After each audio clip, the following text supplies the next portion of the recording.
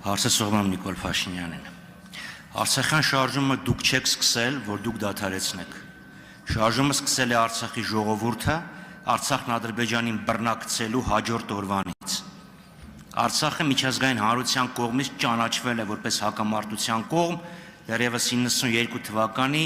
մարտ ամսին։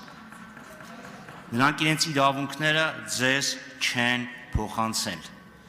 Այլ հարց է, որ դուք 22 թվականին Պրագայում ճանաչեցիք Ադրբեջանի գերիշխանությունը Արցախի հանրապետության նկատմամբ, ընկրկելով Ադրբեջանի պահանջի արժիք։ Եվ ինչ ստացանք։ Ադրբեջանը որևէ բան զիջեց։ Խոսում ենք, մենք զիջեցինք, իրանք զիջեցինք, փոխզիջում եղավ։ Վերջի ադրբեջանական երկու կետերը իրենց պարտադրանքի արդյունքում զիջեցինք։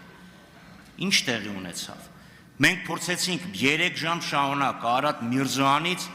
գոնե մի զիջում Ադրբեջանի կողմից հիշատակի, որ ինքը հիշատակի, այս հարցն Ադրբեջանն է զիջել։ Դա համար ստեղ խորհրդանում դուք որ պահանջում եք հրաժարվել Արցախից, չհրաժարվողներին կարող եք կոչել ռևանշիստ կամ ադրբեջանական տերմիններով ասած ֆաշիստ, արտահանձնել Ադրբեջանին հենց թեկուզ մեկը ինձ կոչելով ռևանշիստ,